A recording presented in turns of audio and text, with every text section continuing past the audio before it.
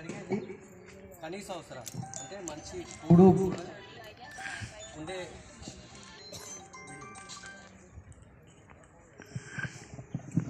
కూడు కూడా వసతి అంటే మామూలుగా ఏ మనిషి అయినా కనీసం కొన్ని చిన్న ఇల్లు ఉండని పెద్ద ఇల్లు ఉండని ఏది ఉండని కొన్ని వసతులు అడుగుతాం మనం.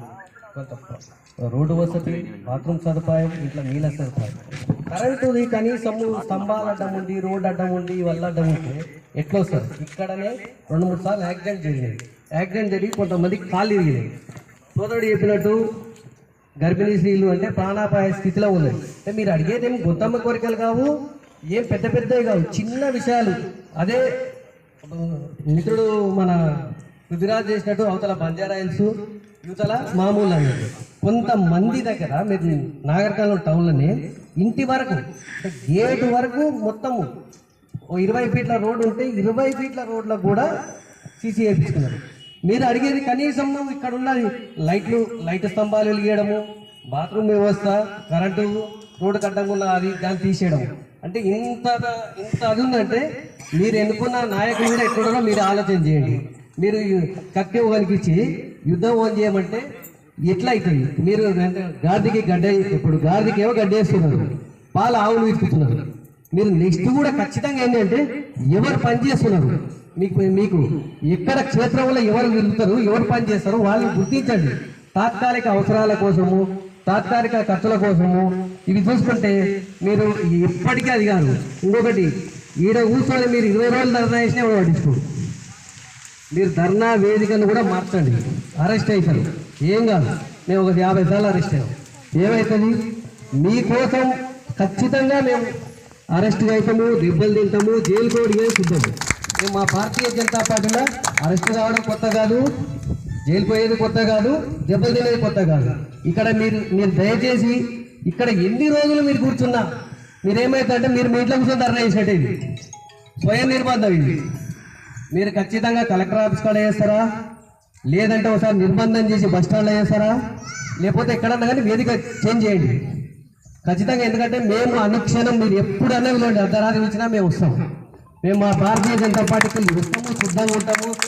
రోడ్డు ధర్నా కానీ వేరే ధర్నా కానీ పోలీసు వాళ్ళ వ్యవస్థతోగా చెప్తున్నా సమస్య కోసం అడ్డుకోవడానికి కూడా మేము సిద్ధము. కాబట్టి మీరు ఖచ్చితంగా మీరు అడిగే విషయంలో న్యాయం ఉంది. దాదాపు నాకు తెలిసి 2వసారి అనుకుంటా ఇక్కడ కూర్చోవడం. ఇంతకుముందు కూడా కూర్చున్నారు, బంద్ అయిపోయింది. మీకు స్థానిక నాయకత్వం కూడా వస్తారు. ఇప్పుడు మేము మీకు అది చేస్తాం, ఇది చేస్తామని మిమ్మల్ని 1 by 1 ఈ రోజున్న ఉత్సాహం రేపు తగ్గుతుంది, రేపు ఉన్నది ఎల్లుండి తగ్గుతుంది, ఎల్లుండి ఆవలేని తగ్గుతుంది. దీన్ని ఏం చేస్తారు? రకరకాలుగా చేస్తారు, ఎమోషనల్ బ్లాక్మెయిల్ చేస్తారు మీకు. ఎందుకంటే ఇక్కడ ఉన్న ప్లాట్లు కూడా కొద్దిగా గవర్నమెంట్కి వెళ్ళి వచ్చినాయి కాబట్టి మీకు అది ఉన్నది, మీకు మేము ఇబ్బంది పెడతాము అది అని. వాళ్ళు ఏంటంటే ఒక్కొక్కరు 10 ప్లాట్లు 20 ప్లాట్లు మొత్తం రిజిస్ట్రేషన్ చేసుకున్నారు. అక్రమంగా రిజిస్ట్రేషన్ ఉన్నాయి. ఇక్కడ వాళ్ళు దౌర్జన్యానికి సిద్ధపడతారు, అడుకోవడానికి సిద్ధపడతారు. కాబట్టి మీరు ఒకసారి మీరు ఖచ్చితంగా ఆలోచన చేయండి. కనీసం చిన్న ఊర్లలో తాండాలలో కూడా ఇప్పుడు రోడ్లు అవుతున్నాయి. మీరు అసలు మీ పరిస్థితి చూస్తుంటే రోజు పని చేసుకుంటే కానీ నడిచే పరిస్థితి లేదు ఇక్కడ ఉన్న పరిస్థితి. అటువంటిది ఇక్కడ ఒక యాక్సిడెంట్ అయ్యి ఒక చిన్న యాక్సిడెంట్ జరిగితే ఒక మనిషిని హాస్పిటల్ తీసుకుపోతే ₹1,00,000 ఇస్తున్నాయి. మరి ఎట్లా బతుకుతారు? ఒక గర్భిణీ స్త్రీ అన్నట్టు ఒకవేళ వచ్చింది, ఆమెకి ఏమైనా జరిగితే ఒక నిండు ప్రాణం, ఆమెతో పాటు ఇంకో ప్రాణం బలవుతాయి. ఒక వికలాంగులు ఎట్లా వస్తారు, ఇతర వ్యక్తులు ఎట్లా వస్తారు లోపలికి? కనీసం మీరు వివాహం చేసుకుంటారు, లేకపోతే శుభకార్యం అవుతుంది, మీ ఇంటికి వచ్చిన చుట్టాలు ఖాళీ తిరిగిపోతే ఎట్లుంటుంది? ఇంత ఘోరమైన పరిస్థితి ఉంటే మీరు దీన్ని ఈ దాన్ని మాత్రం ఒకసారి మళ్ళా ఆలోచన చేయండి. వేదికను మార్చే ప్రయత్నం చేయండి. మేమైతే ఎల్లవేళలా మేము సిద్ధంగా ఉంటాము. మీరు ఎప్పుడు పిలిచినా వస్తాము. మీకోసం మేము అవసరమైతే మా జిల్లా టీం వస్తుంది, రాష్ట్ర టీం వస్తుంది. మేము అవసరమైతే పై స్థాయిలో సంజయ్ అన్న లాంటి వ్యక్తులు కూడా కలగడానికి ప్రయత్నం చేస్తాము. ఖచ్చితంగా మీరు ఏదో మాటలు చెప్పడం అని కాదు, మేము ఖచ్చితంగా కూడా తీసుకొని వస్తాము.